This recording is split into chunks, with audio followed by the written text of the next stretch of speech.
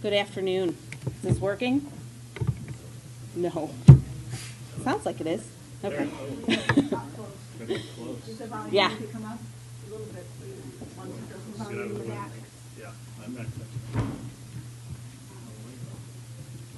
I'll just talk loud. I'm pretty good at that. Hi, everyone. Welcome. My name is Chris, Americans for Citizen Voting. Happy to have you all here to hear about the wonderful effort that we've been working on since August. Well, before that. But it's my pleasure to introduce Kurt O'Keefe, the Treasurer of Americans for Citizen Voting Michigan, to kind of kick us off.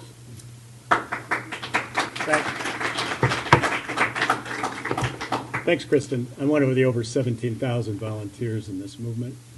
And what I say is, I don't care if there's 5 illegals voting or 50,000. The point is, too much of the public has lost confidence in the integrity of our elections. So there was a poll before the 2024 general election. Only 37% of Americans believe that election will be both honest and open. 43% have doubts about honesty, openness, or both. And it's Democrats, it's Republicans. Hot off the press, Jasmine Crockett lost the Democrat primary. She said Republicans rigged the election in areas with high black populations. That may be an extreme position. The problem I see is that at the bedrock of the Republic is we need to follow the laws. And if 20, 30, 40, 50% of the people think that the people making the laws are not legitimately elected, it's an enormous problem for our nation. I was talking to Representative Bolin in the summer of 2024 about this issue, which is close to her heart. And I said, have you met Paul Jacob? And she said, no. So we have fixed that. And from the Americans for Citizen Voting, Paul Jacob.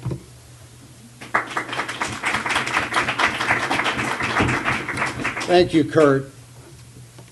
We are here today to celebrate citizenship and to protect it, and thereby to protect the integrity of our elections. America is a nation of immigrants. That's a source of great strength. We welcome immigrants. We want them to come to our country to become citizens and to vote legally in that order.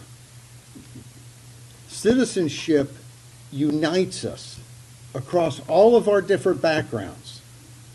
It places us all in an equal footing in our democratic republic. But when non-citizens vote and are allowed to vote, it divides us. It cheapens citizenship and creates distrust in our elections. We know for a fact that in the 2024 election, non-citizens in Michigan voted. And yet, nothing has been done by Michigan's current Secretary of State to address that problem, to reform the system, to protect against it happening again. The problem is very rarely non-citizens attempting to break the rules or breaking the rules. The bigger problem instead is that our election process lacks integrity. It fails to check to make certain that the rules are being followed. The rules are broken, does nothing about it. Well, today, the people of Michigan have clearly done something about it. More than 17,000 volunteers circulated this petition. And sitting before you, and there's a number of boxes in a truck, are 750,000 plus Michiganders who signed this petition.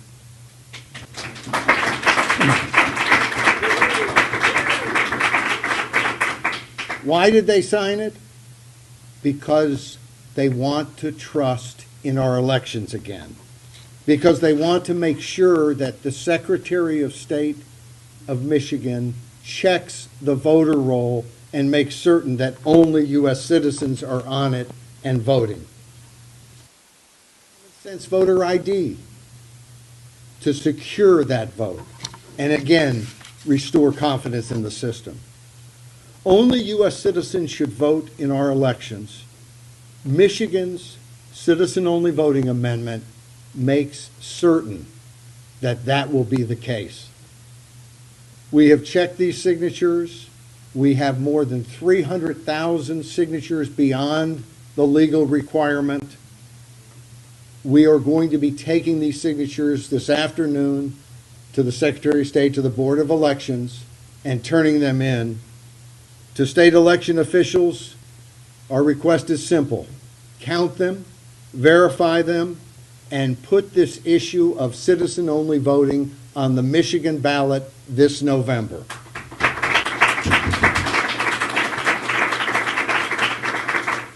So Michigan voters can say yes or no to citizen-only voting, yes or no to voter ID, because we are very confident they are going to say loudly and clearly yes to this amendment.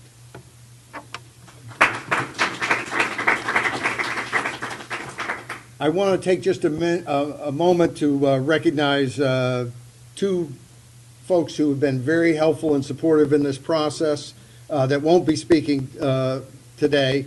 And first, Bob Janetsky, the Allegan County Clerk, so appreciates your support. And Senator Kevin Daly, appreciate so much your help, Kevin. And now I want to introduce Ruth Johnson, Senator Ruth Johnson. I feel like Ruth Johnson's name is synonymous with election integrity in Michigan. She served as the 42nd Secretary of State from 2011 to 2018. And in that capacity, of course, was the state's chief election officer. We miss you. Prior to her service as Secretary of State, Senator Johnson also served as clerk and register of deeds in Oakland County, Michigan's second largest. She also has election experience because she was chair of the Michigan Senate Elections Committee from 2019 to 2022 and currently serves as vice chair of that committee. Ruth, please say a few words.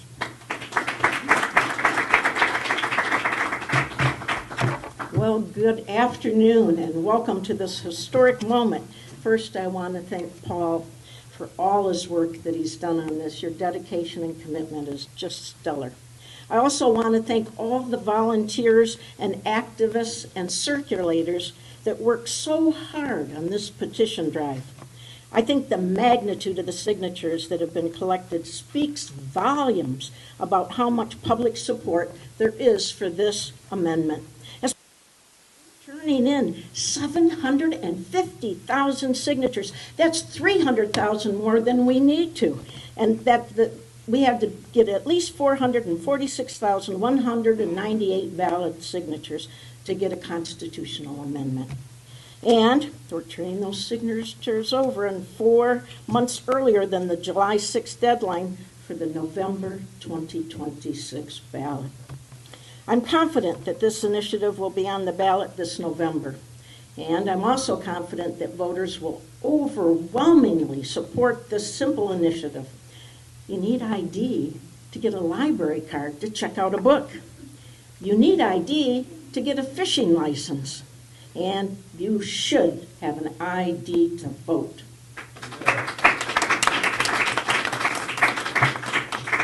A recent CNN poll shows 83% of the people voter ID, including independents, Republicans, and 71% of the Democrats.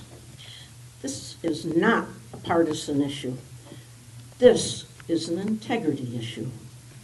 Michigan currently has 103.6 of its voting age population registered to vote. That's 103.6. In Michigan's November 2024 election, 29,963 individuals were able to register without a driver's license or state ID.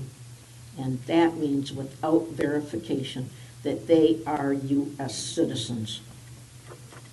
To put that number to perspective, and the margin in the Michigan 2016 presidential race was only 10,704. That's all that was for votes, 10,704. That's close. That's a gaping hole in our system.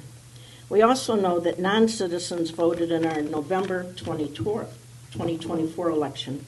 One example is the highly publicized case of a Chinese national who was a student at the University of Michigan in Ann Arbor, and his vote was counted in our election results.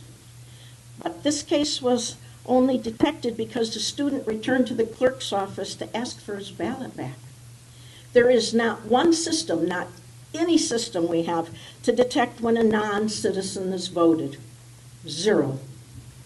In fact, in 2024, there were 36,272 non-matches through the Help America Vote verification system run by the U.S. Social Security Administration.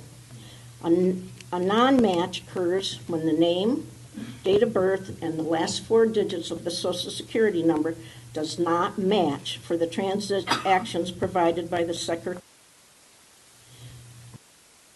on the Social Security Administration's database. That's why it's so important to verify citizenship for voting and to maintain a clean, qualified voter file. This ballot initiative is needed to protect the integrity of our elections, and I'm very proud of the work everyone has done to get us this far. Thank you so much.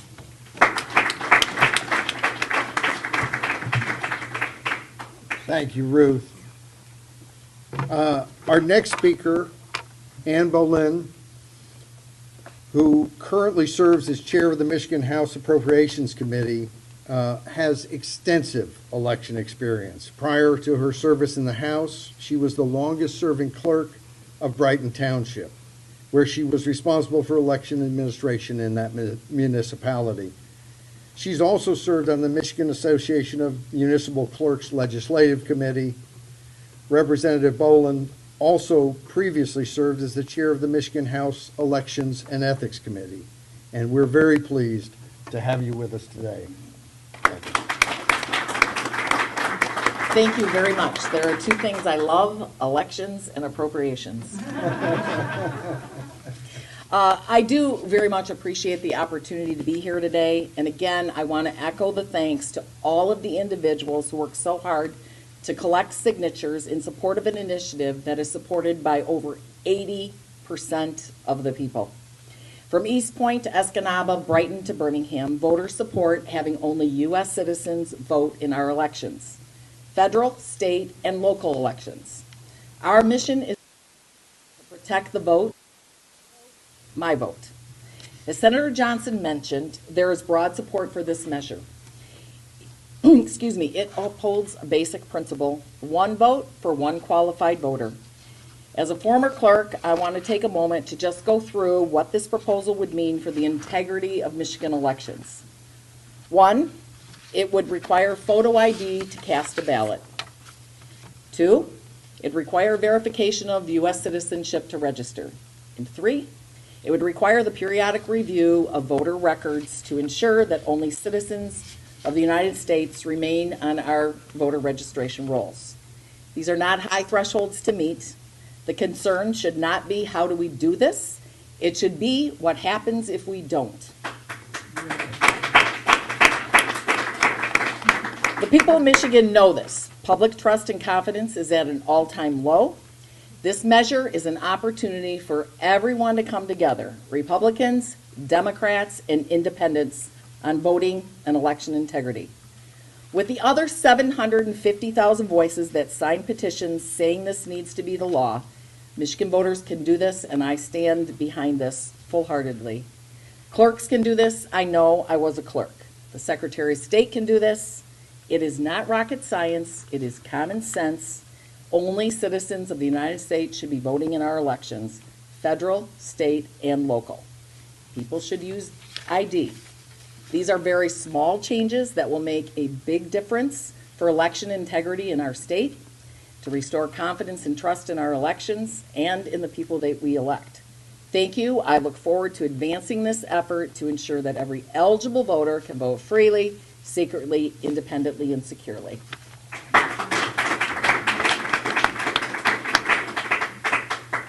Thank you very much. Our final speaker is Representative Rochelle Smith, who is Speaker Pro Tem of the Michigan House of Representatives. Rochelle also currently serves as chair of the Michigan House Election Integrity Committee. Like Senator Johnson and Representative Bolin, Representative Smith has deep election experience, having served as the Martin Township Clerk for 7 years. It was this experience which drove her passion for election integrity, and she has been a tireless advocate for this in the legislature. Representative Smith, thank you.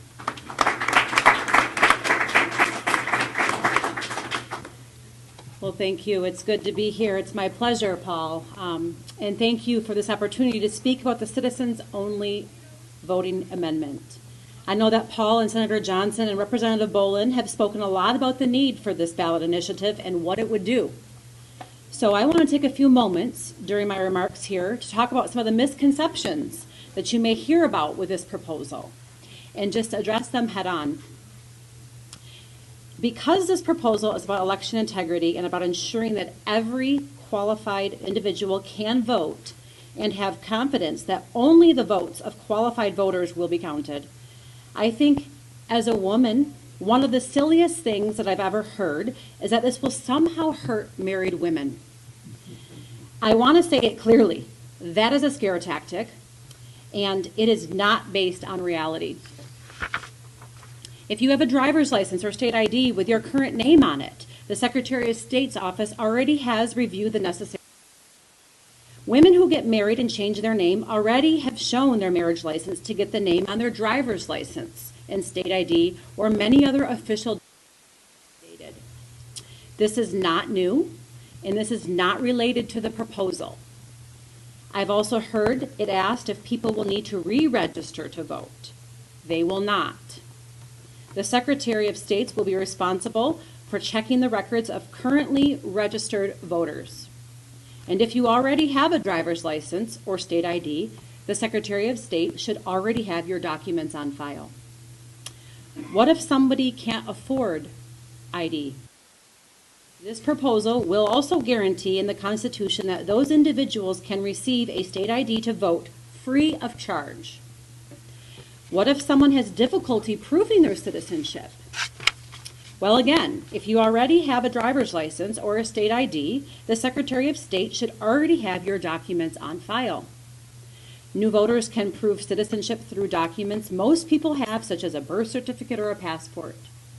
But also, under this proposal, in difficult cases, the Secretary of State will have discretion to verify citizenship by other means that they deem appropriate, to ensure that every eligible individual can vote.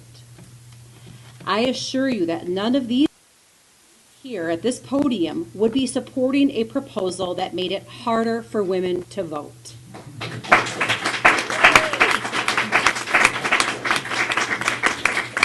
Do not believe these lies and scare tactics. Opponents have to resort to them because they know how popular that this proposal is and that they have no real arguments against it. It's pretty clear and simple. And thank you for your time today and being here, and I will turn it back over to Mr. Jacobs. Thank you. Thank you very much. I want to thank everybody who participated up here, and all the 17,000 plus people who participated by gathering signatures. In just a little bit, we will be taking these boxes with 750,000 signatures on petitions to the Secretary of State, the Board of Elections, and make them, count them, and verify them, and give us a vote. But before we do that, open it up to any questions that, that folks may have. Colin Jackson, Public Radio Network. What happens from here? What does your campaign look like between now and election day? Well, I think there's going to be a lot of talk about this amendment because it is something that is very, very popular across the spectrum, Republicans, Democrats, Independents, and you have the Democrat Secretary of State, Jocelyn Benson, who's running for governor. I would not be surprised if this becomes an issue in that campaign. I think it will be an issue without any doubt in the campaign for Secretary of State, because one of the key things that this does is demands that the Secretary of State actually check the voter roll and make that it is clean and that it has people on it who are supposed to be on it. So I think you're going to see a lot of people running for office talking about this, and I think you're going to see a lot of voters who want to hear where candidates running for office stand on this issue because they're coming out to vote for it next November, or this coming November. Yeah, what kind of timeline are you guys expecting in terms of review of these signatures? Like the Bureau of Elections says today they aren't likely to get to any initiatives or anything like that until May. Is that an acceptable timeline for you guys in terms of review of these signatures? And I'll let others address it, but I think that they ought to count the signatures and verify them as soon as they possibly can. I don't know why they would wait until May, but that's their decision making. But we're going to be, very much waiting for them to take action. And I think if they're not going to do anything with it, I hope they won't be providing them to the opposition to this campaign, which has tried again and again to stop us from getting signatures, has urged us to interrupt our petition drive. But it's up to the Board of Elections. I hope they'll count them very, very quickly and verify. And if they don't, obviously they can wait a little bit. We're for, but we want these signatures counted as soon as they possibly can. So if I may, I just want to add to that, and there is no requirement by the Secretary of State on when they have to review these petitions. But I would have to ask, why can't it be initiated? My understanding is, in past running elections, is that the Bureau hires oftentimes limited-term employees. As the appropriations chair, I think there probably is some slack in the current budget that they could probably initiate this, particularly ahead of time when we have a statewide April candidate filing deadline. So I would encourage the Bureau to really advance that in more hurried time frame. Of course, we absolutely want them to do it within the confines of the law and within their time frame, and to give it the duty and attention it deserves in the front run here. And so I'm looking forward to it. I'd just like to say that, I have the confidence they're going to do the right thing and initiate the review process soon. They said they're looking at the candidate filing for the petition. We do, but what is the date today, Beth? It's March 4th. Candidate deadline is, I think, April. I understand they're rolling in, but in most cases, the candidates they are rolling it is something that we prepare for. We have elections every year. This is a statewide election. We've been well prepared to obtain that. And if maybe the Bureau wasn't spending so much time on trying to fix their lobbying disclosure forms, their public disclosure and campaign finance filings, maybe they'd have a little more time to pay to this side of elections. And this question is for any of the elected representatives and senators there, but possibly for Representative Smith. You mentioned that there is a provision that would allow Secretary of State outposts to use their discretion to verify the means of citizenship. What could that include outside of what you mentioned that's going to be hard path in what we call? Thank you. Yeah, because there are going to be difficult situations if people have lost, misplaced their birth certificate. Catastrophes, emergencies happen. But this lays it out to give a little avenue for their discretion to require whatever they deem necessary to be able to provide eligibility requirements that would meet the satisfaction of the Secretary's office. Is there an idea of what that could include? I'm not sure if it specifically lays it out in the proposal, Paul. Yes, That was- it gives the Secretary of State discretion when there are extenuating circumstances. And I think one of the good things about this is it creates a situation in which the Secretary of State is on record, as a Secretary of State should be, on how they deal with this issue. And so I think there'll be a lot of public focus. I don't think they're going to, do something that's way outside the lines because the public's going to be looking at it. But I think it also shows the care that was put into this proposal. We want every eligible voter to be able to vote. And we recognize there can be a problem here or there, and we want that to be dealt with so that people can vote. At the same time, I think a Secretary of State, if they were to do something that, publicly doesn't make sense, they're going to pay a price for that. Yeah, and that leads to a follow-up that I have, but I guess the first wanted to. You want to jump in No, real quick? this would be something like, the birth certificate was in Louisiana and it got wiped out in a hurricane. Something where there was an act of God outside the control of the individual, and there will be a way to verify whatever that information is. And my follow-up to that was, are you concerned in any way that that discretion could lead to a situation like you described, where a clerk or a Secretary of State worker does something that is outside the letter of the law, and then later you have a lawsuit or other kind of legal challenge because someone was either denied their right to vote or, in the inverse, a non-citizen somehow. Well, there's discretion in government and all kinds of facets, and there has been for a long time.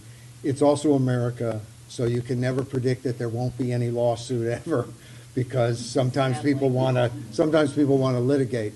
But I think it's very straightforward, and it is designed to make certain that if someone's birth certificate or other information is just not obtainable, that there is something to protect that person and make sure if they're a citizen that they can be determined to be one and vote. Can you talk a little bit about the internal review that you guys did of the signatures? Obviously we've had a few instances of fraudulent signatures being turned in the last few years. How confident are you that all three signatures are good? Well, we have gone through the signatures. There are times where we have found enough exact matches on the voter file to more than exceed the legal requirements. So we're very confident that we have the signatures. We have pored over them to make sure that they were done correctly. No system is perfect. We can't know everything, but we have worked very, very diligently and spent significant resources to pore over these petition signatures, and I think you're going to see well more than the legal requirement.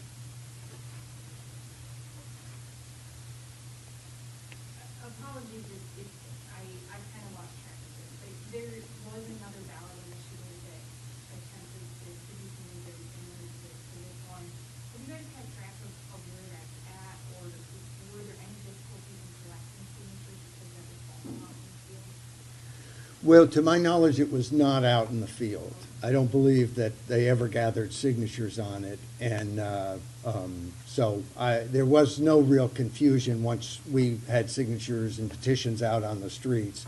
I think there was some confusion early on, and it was a very similar. I think our measure is better drafted and so on, and I like it better, but it was a very similar effort, and I think everyone who supported that effort supports this effort. Had they gotten the signatures and we didn't, I would have been supportive of that effort. So I think there'll be a very unified effort this fall to push this measure. And of course, I don't think it needs a whole lot of pushing. If people are aware this is on the ballot, I think they're going to want to come out and vote yes.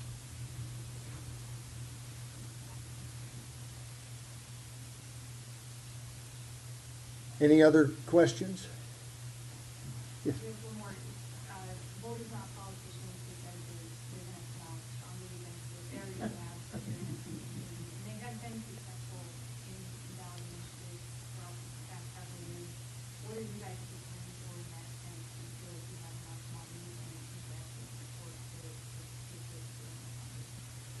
Well, we will continue to raise money to get our message out. But I think when people read the summary that's on this petition, when they read the ballot title, they are going to be wholeheartedly on our side. And of course, Voters Not Politicians has been sending out emails saying disrupt their, petition process. I don't like the word disrupt, but we got the signatures, and now they are free to go out there and campaign against this. But I think when they say, hey, don't support that because it means only citizens will vote, hey, don't support that because it means you're going to have voter ID, I think our support's going to go up, not down. I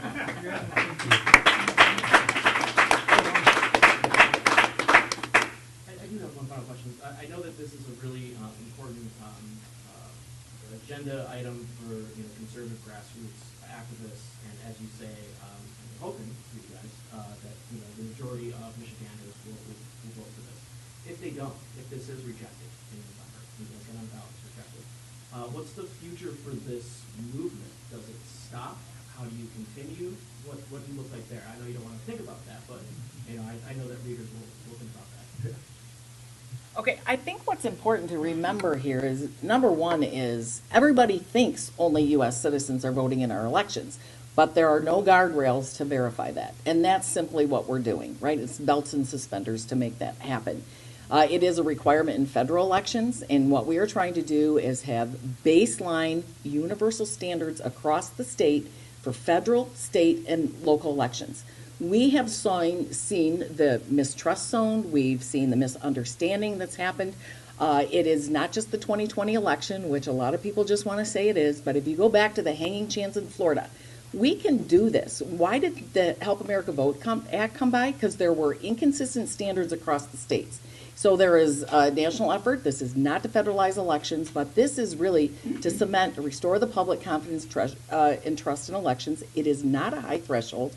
Universally the people, and the only way I really see it failing is a lot of false information and scare tactics are put out there by these rogue organizations, and we've seen it in their attempts at other constitutional amendments in this state. And so, we're going through the same process. This is something, I am sorry that I actually have to be here to say that we need a constitutional amendment to do this. 80% of the people support it. I do think we will be successful. And I hope that we can do it in unity to really to protect the vote and to protect the voter. Anybody that's against this really doesn't want to do that.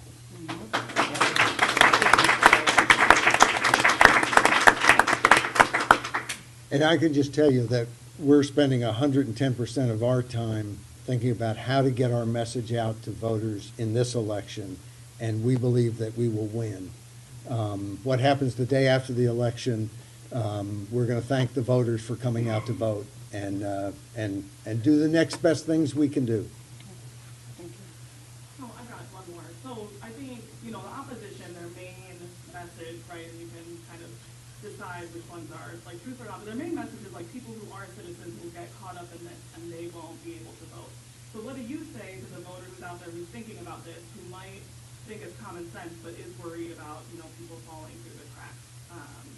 How can this be in place and everyone who's eligible can still vote? Well, we believe, and this is across the country, state after state has voted on it. In Michigan, the polls show clearly people want only citizens voting in the election. And the opponents seem to think that that can never be determined. We can never check. And what this measure does is to say to the Secretary of State, check that. There's all kinds of databases they can use. When the Chinese student was found to have voted, all of a sudden, Secretary of State Benson did a very cursory check and found more, and then stopped checking. What we're saying is keep checking. Will it disenfranchise people? No, because we've put in every possible protection for that. If you need a free ID because you can't afford it, it is provided. There will be a constitutional right to the ID you need to vote. If all your history has been destroyed in a flood or a fire, the Secretary of State has the power to look at that and say, this is right for you, we recognize you're a citizen, you can vote. So I really think the arguments on the other side are basically hair on fire arguments, that somehow, even though we believe only citizens should vote, we can never check it. And we can check it. And voter ID is the same way. Somehow, nobody has an ID, but then you go on the street and talk to people, and they say, yeah, of course I have an ID. And the truth is, in our society, if people don't have an ID, we need some sort of way for them to get an ID, because it's hard to live in this world. You know, you can't adopt a pet in Michigan without an ID, but you can vote. It doesn't make sense, and that's why 80% plus of Michiganders support this proposal, because it is common sense, and because I think they look at these arguments and they realize they're not real arguments. We can check the rolls. We can have elections that are secure, and this measure will do it, and it does it in a common sense and fair way that is designed to make certain that every eligible voter gets to vote.